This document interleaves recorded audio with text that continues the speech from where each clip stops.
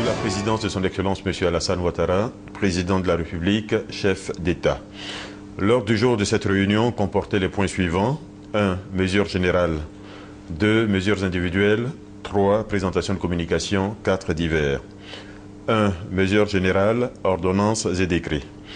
Au titre du ministère d'État, ministère de la Justice, sur présentation du ministre d'État, le Conseil a adopté un projet de décision portant création, organisation et fonctionnement des tribunaux de commerce. Dans le souci de renforcer la confiance entre la justice et le secteur privé et d'assurer l'attractivité de l'investissement, le gouvernement a décidé la création des tribunaux de commerce qui apparaissent comme un outil majeur de modernisation et de sécurisation de l'environnement des affaires dans notre pays. La décision signée par le président de la République fixe les attributions des tribunaux de commerce, leur organisation et les conditions de contrôle de leurs activités, puis présente les missions des juges consulaires et leur mode de désignation. 2. Au titre du ministère d'État, ministère de l'Emploi, des Affaires sociales et de la Solidarité. Sur présentation du ministre d'État, le Conseil a adopté 2 ordonnances. La première ordonnance est relative au projet de réforme de la branche retraite du régime de sécurité sociale géré par la Caisse nationale de prévoyance sociale CNPS. La branche retraite de la CNPS affiche des déficits depuis 2004 et présente à ce jour un solde cumulé négatif de 110 milliards de francs CFA. Les études actuarielles réalisées font apparaître une aggravation de cette situation au cours des prochaines années et proposent des réformes devant permettre le retour à l'équilibre de cette branche. La deuxième ordonnance porte modification des articles 22, 149 à 163 ter de la loi numéro 99-477 du 2 août 1999 portant modification du Code de prévoyance sociale. Sur présentation du ministre d'État et vu l'urgence imposée par la nécessité de rétablir l'équilibre financier de la branche retraite de la CNPS, le Conseil des ministres a adopté un projet d'ordonnance portant modification du Code de prévoyance sociale qui conférera désormais compétence à l'exécutif de fixer par voie réglementaire, chaque fois que de besoin, un certain nombre de mesures relatives aux prestations fournies. 3. Au titre du ministère de la fonction publique et de la réforme administrative. Sur présentation du ministre, le président de la République a signé un décret modifiant le décret 90-16-12 du 28 décembre 1990 portant fixation des horaires de travail dans les administrations de l'État, les établissements publics nationaux et les collectivités locales. Les nouveaux horaires de travail proposés sont les suivants: matin de 7h30 à 12h30 et après-midi de 13h30 à 16h30. 4. Au titre du ministère de l'Artisanat et de la promotion des petites et moyennes entreprises.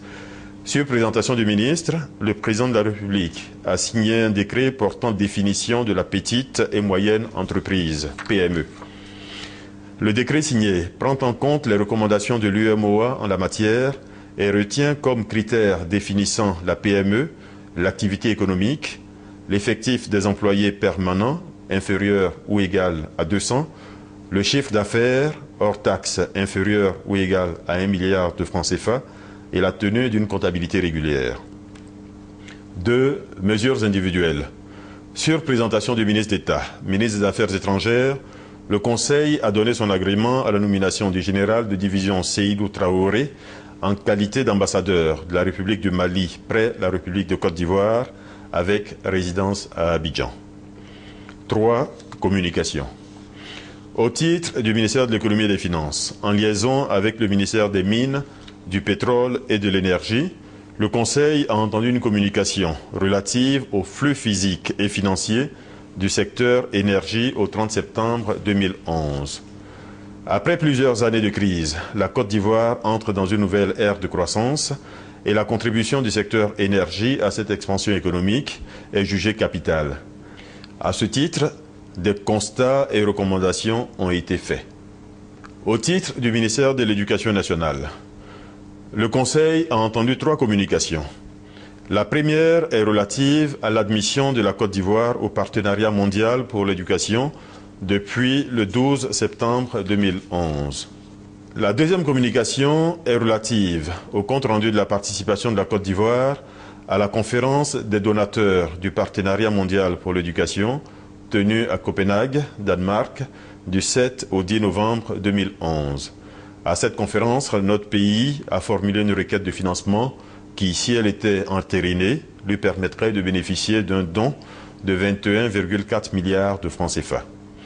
La troisième communication est relative au compte-rendu de la participation de la Côte d'Ivoire à la 36e session de la conférence générale de l'UNESCO qui s'est déroulée à Paris du 25 octobre au 10 novembre 2011. Le président de la République, qui a pris part à cette 36e session, a procédé à la signature, avec la directrice générale de l'UNESCO, d'un mémorandum d'accord portant sur la réactivation du programme global d'appui spécial post-conflit dans les domaines de compétences de l'UNESCO en faveur de la Côte d'Ivoire. 3. Au titre du ministère du Commerce. Le Conseil a entendu deux communications. La première communication est relative à l'organisation de la campagne de vérification périodique des instruments de mesure au titre de l'année 2011. Cette campagne de vérification périodique, débutée le 28 novembre 2011, prendra fin le 28 février 2011. La seconde communication est relative à une demande d'autorisation en vue d'engager en une fois la dotation budgétaire 2011 destinée à la campagne de vérification périodique des instruments de mesure au titre de l'année 2011. 4. Au titre du ministère des Sports et Loisirs. Le Conseil a entendu une communication relative au compte-rendu de la participation de la Côte d'Ivoire à la 4e session de la conférence des ministres des Sports de l'Union africaine qui s'est tenue du 17 au 27 octobre 2011 à Addis Abeba, en Éthiopie. Cette conférence des ministres des Sports de l'Union africaine a notamment accepté la proposition de la Côte d'Ivoire d'accueillir la 5e session de la conférence des ministres des Sports de l'Union africaine qui se tiendra en Côte d'Ivoire en octobre 2013. Au titre des divers, premier point divers, en introduction à la réunion du Conseil des ministres, le président de la République et le Premier ministre ont présenté leurs vœux de nouvelle année aux membres du gouvernement et souhaité tous les deux que 2012 soit une année de consolidation de la paix retrouvée en Côte d'Ivoire. Et ils ont notamment fait le vœu que 2012 soit l'année de la réalisation des nombreux projets engagés en 2011 et qui doivent contribuer à la réalisation de l'ambition du président de la République de voir la Côte d'Ivoire devenir un pays émergent à l'horizon 2020. Il s'agit notamment des actions entreprises en vue de l'atteinte du point d'achèvement du PPTE, de la réduction de la pauvreté, de la création d'emplois pour les jeunes, du renforcement de la sécurité, etc. Dans ce cadre, un séminaire gouvernemental aura lieu dans les prochaines semaines sur les thèmes du Plan national de développement 2012-2015 et du plan de travail gouvernemental de l'année 2012. En deuxième point, le Conseil a été informé de la tenue le jeudi 12 janvier 2012 de la cérémonie de présentation des vœux de la nation au chef de l'État. Cette cérémonie comprendra 3 temps forts, dont les échanges du président de la République avec le corps diplomatique, les forces armées nationales et les confessions religieuses. Enfin, le Conseil a été informé de la visite de travail et d'amitié qu'effectuera les 16 et 17 janvier 2012 en Côte d'Ivoire Madame Hillary Clinton, secrétaire d'État américaine. Fait à Abidjan le 11 janvier 2012. Je vous remercie.